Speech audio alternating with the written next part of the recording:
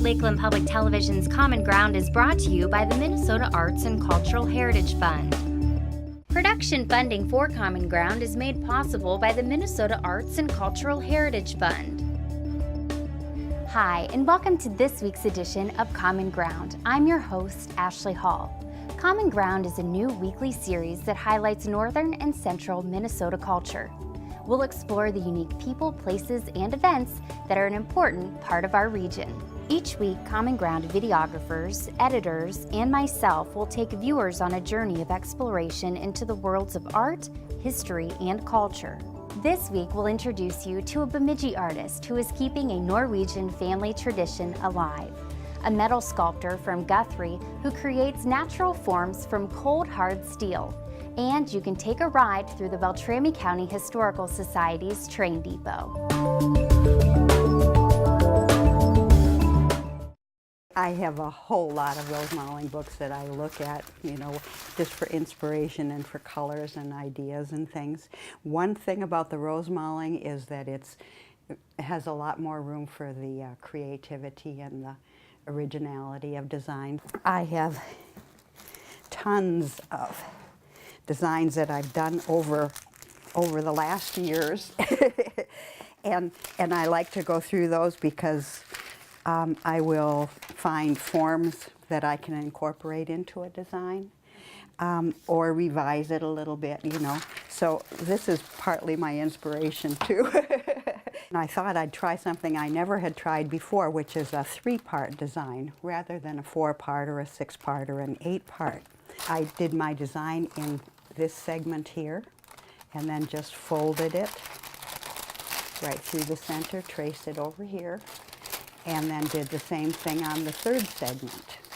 I will be putting that into this bowl after I put the chalk on the back, but it's so hard to paint on bowls because of the angles and getting the design in there that I wanted to show you how to paint on something flat. The different styles depended on the different valleys where painters lived in Norway. And because each of the valleys was quite isolated, because of the mountains, there were areas where this Rogaland style that I'm doing today was most usual, and they would show other people in their area, where across the mountain there might be, closer to Oslo or something, there would be the Telemark style, which would be a lot freer, usually different colors. And then at one time there were Rosemalers who traveled and earned their place to stay and food in exchange for Rosemaling. So in the olden days,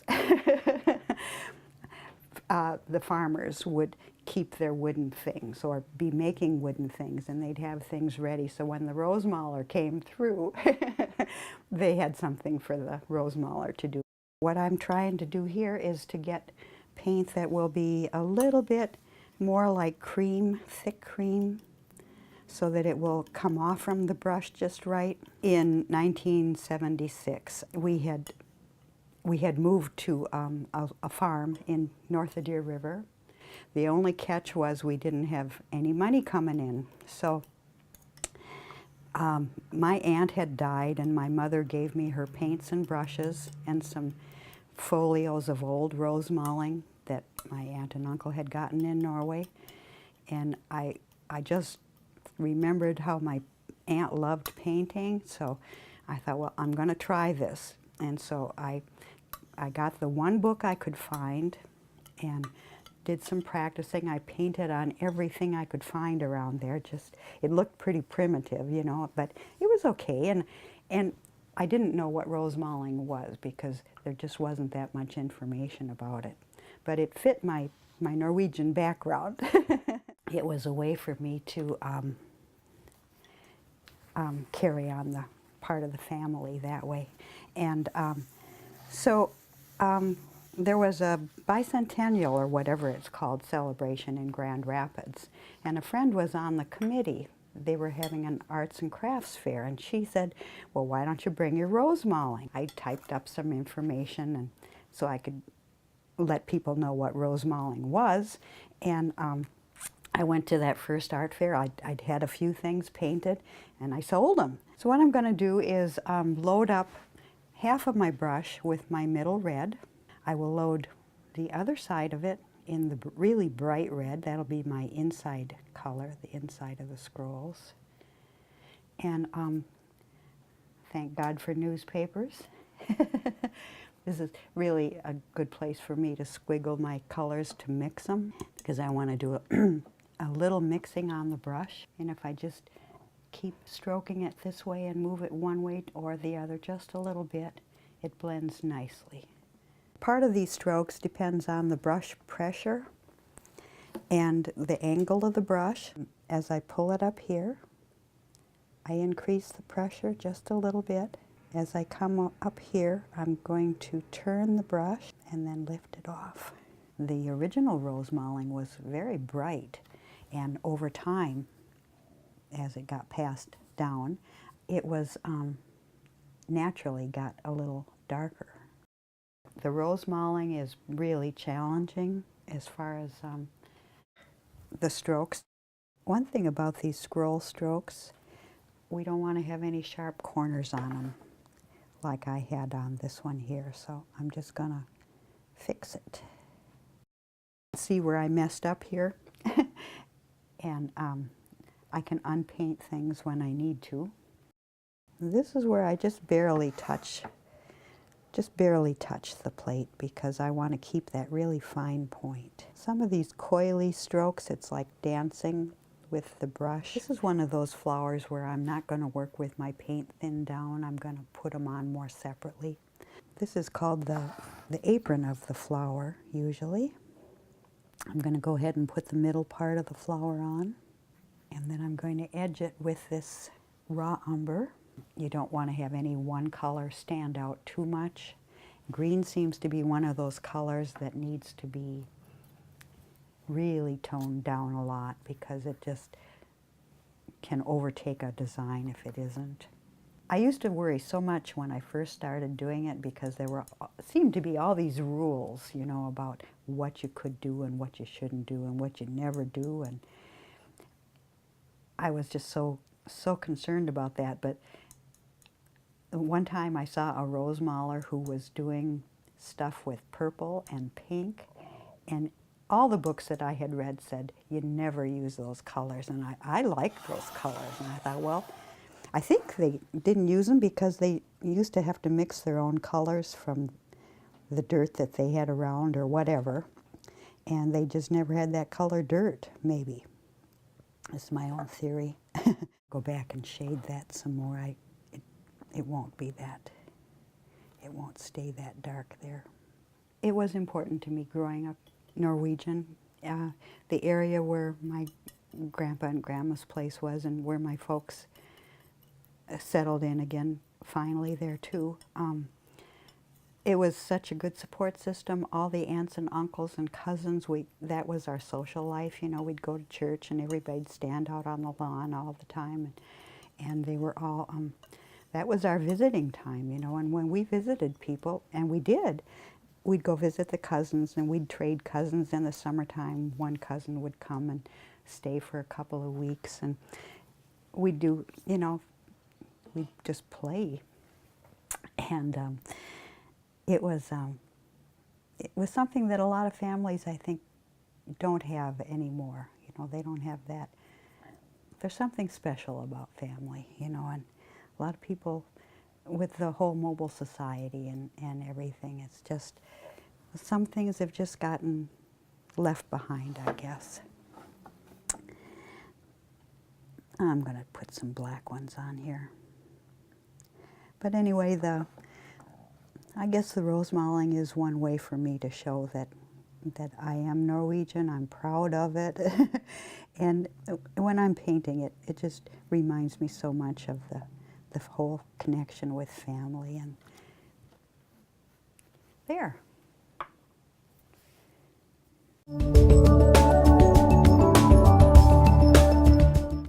I started off as a painter. I've created artwork all my life. I was not selling anything, which was frustrating. So you go to your spouse and you complain. And he said, well, why don't you try this? So he basically taught me how to work with metal. Taught me how to weld. He taught me how to work at the anvil, how to work with the forge. I'm gonna insert the rod and I'm gonna make some acorns. And I make a little bit more money with metal than I do with painting. So this is a copper piece. I use a permanent marker instead of like soapstone or something. That'll flake off as I'm hitting it. Well, what I'll be doing is I'll be taking a cross peen and hitting it like this. And this tells me which direction to go. Basically, I can just do it without thinking. Yeah, you get tired after a while. It took a while to build up the strength. So that's what I'll do now. At this point, I've got pretty much all the texture I want on it. So I'll put it in the fire. So we'll let that heat up. I don't want to do anything else because it will melt if I don't pull it out in time, okay?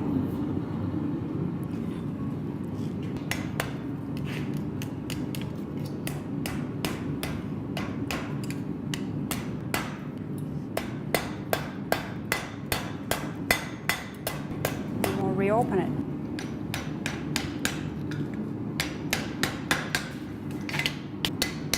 There, it's open. Start that.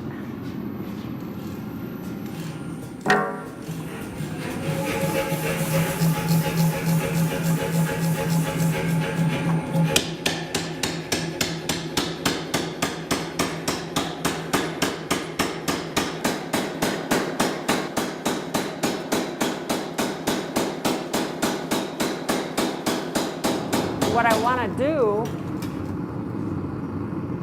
is hammer down the stems. Okay.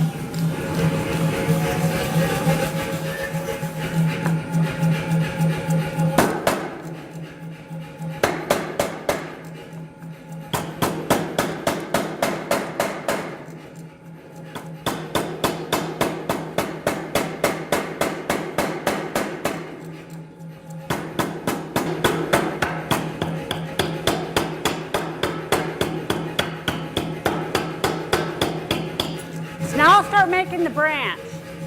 I'll start with a piece of 1/2 inch square side. I'll open this leaf.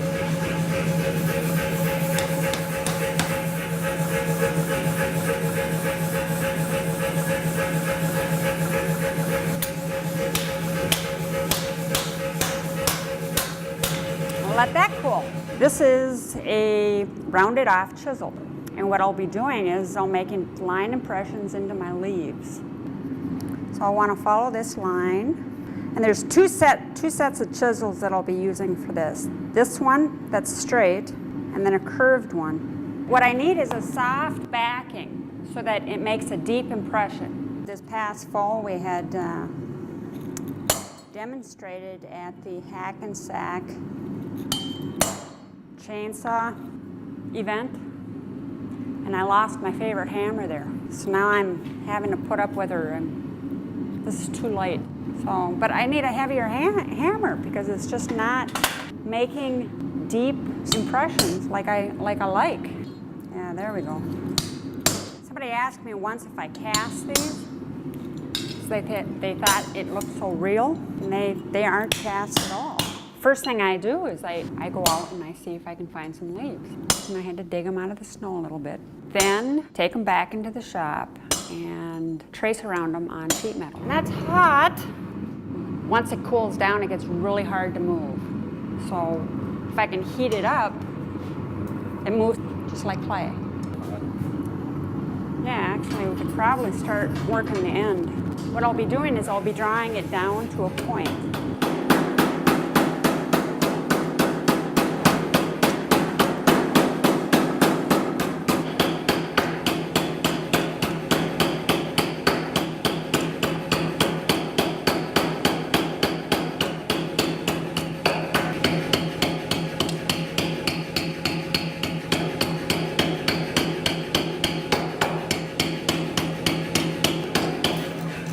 I'll take one more heat and I'll hammer it up here.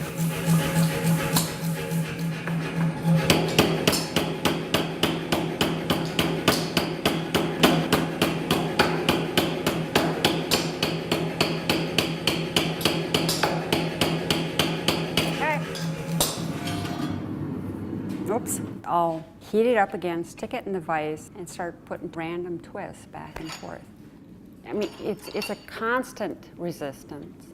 Hot steel moves just like modeling clay. If you wanted to learn how to blacksmith, you can get some modeling clay and lay it out on your table, take a hammer, and just play. And you'll see how steel moves when it's hot. Now what I'll do is I'll reheat it and I'll run it through the hammer again.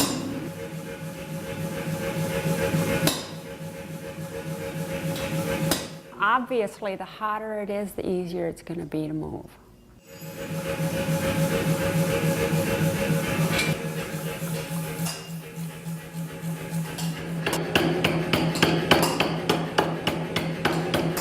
Now what I'm going to do is come to the anvil. Okay, are you ready?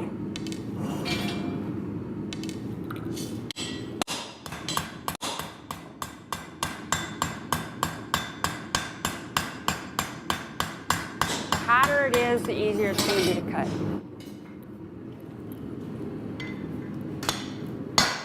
If you have a yellow heat, I mean, it's just really easy. The more orange, the more red, it's going to have more resistance.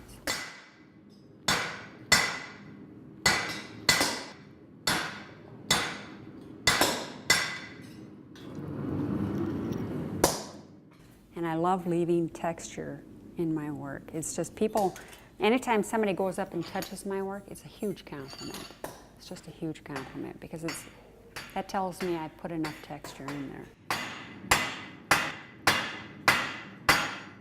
Copper's a softer metal, definitely conducts heat a lot quicker, easier, which also means it melts faster.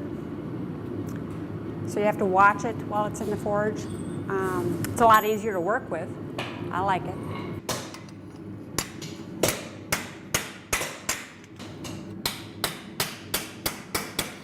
Yeah, there we go. That looks okay, huh? Here, let's bend up our branch a bit better.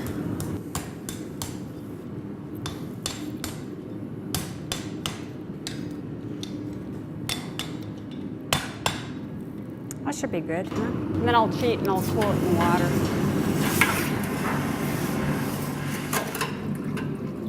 Okay. I'm just going to kind of figure out, lay it out first where I want them. Just want to remember where everything is. Okay, I think I'll go with that. And I think this would be kind of a wall hanging. Okay. So I think I'll weld first.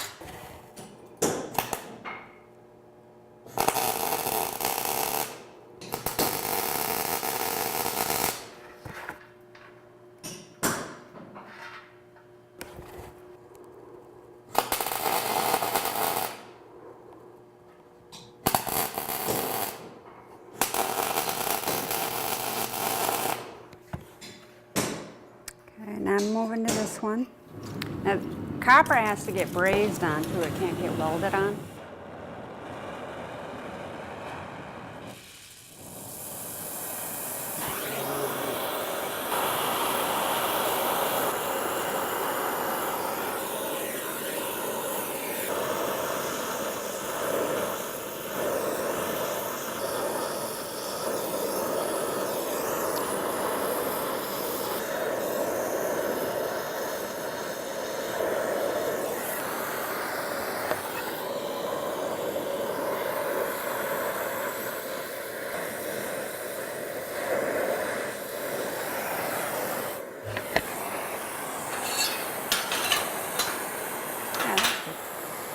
Okay, now it's a matter of buffing off that and then buff down my weld.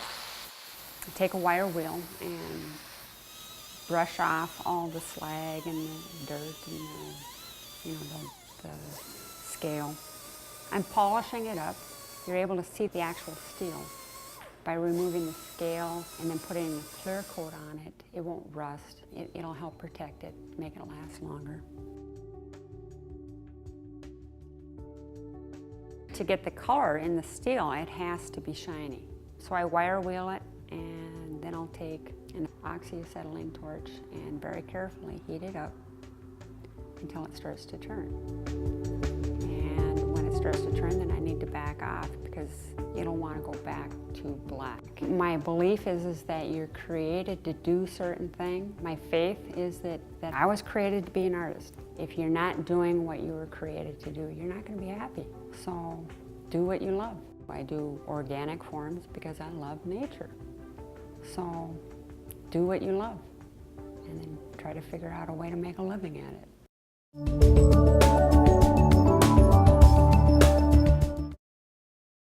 Model railroaders are they're more open now than they used to be. We call them closet railroaders because in the public, if you tell them you're playing with trains, they think maybe there's something wrong.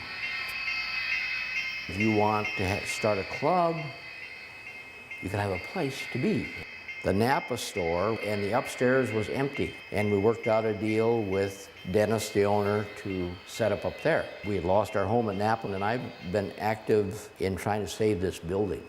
In 1998, this was restored and opened for the Beltrami County Historical Society. And this came available and kind of helped the Historical Society with some rent, so we moved downstairs. Even though this was going to become the museum for the Beltrami County Historical Society, we wanted to keep part of it that was devoted to the railroad and transportation. The first road that came to town was the Great Northern, and the only one left now, and now it's BNSF, of course. But Jim Hill, the empire builder, and I'm sure you've heard that name, this is the last depot that he commissioned before he passed away in 1916. This is the telegrapher's office. I don't know if you're familiar with that. This was kind of the center of a depot. The telegrapher sat here, and if these were opened, you could see, and this is just like it was. You could see down the tracks at both ways. So the telegrapher ran everything here. He communicated with his telegraph. He typed out bills, covered a lot of area from here. At one time, there was a red sign out front here that you could, by pulling a lever, you could stop the passenger train, say there was a passenger train coming and there's some people that are going to ride the train. You could stop the train to pick up passengers. So this was the brainchild right here. This is where the center of it. This is the winter scene, naturally, of northern Minnesota logging. Jerry Weiss kind of ramrodded this thing, and we all did our thing on here. Built cook houses, the bunk houses for the loggers. Lots of little details there. There's a little... Jerry was a colorful guy. He just passed away about 2 weeks ago. And we came down one night and we saw all these popsicle pieces sticking back up on the ridge there. Well, they're tombstones, and everybody's names are on those tombstones. So that's kind of cute. The Crookston sawmill, that was a huge sawmill in the 20s.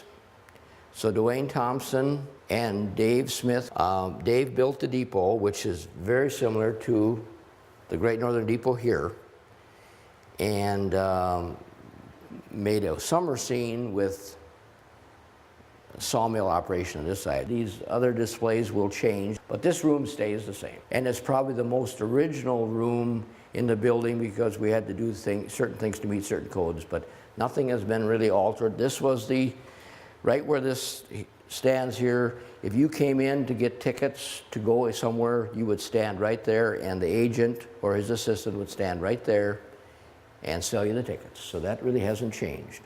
I don't know if this would show up on the camera or not. I'm getting a little bit away from model railroading, but railroad history. If you walked right through here, you'll feel a depression here.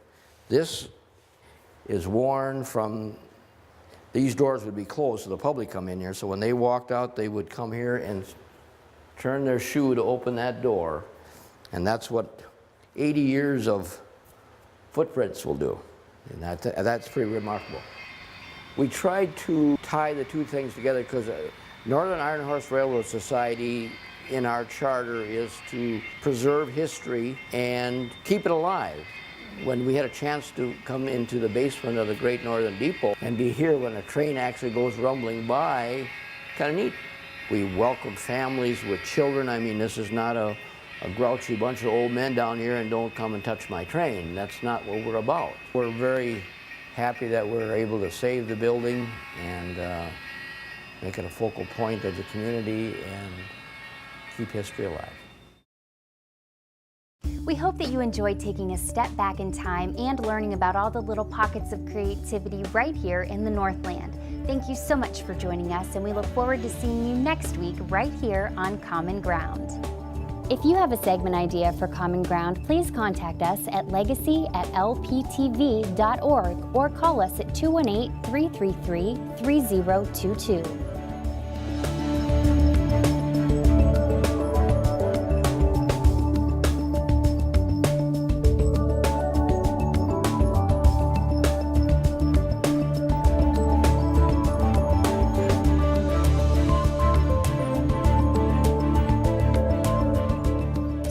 Individual segments or copies of Common Ground, please call 218-333-3020. Production funding for Common Ground is made possible by the Minnesota Arts and Cultural Heritage Fund. If you enjoyed this segment of Lakeland Public Television's Common Ground, consider making a contribution at lptv.org.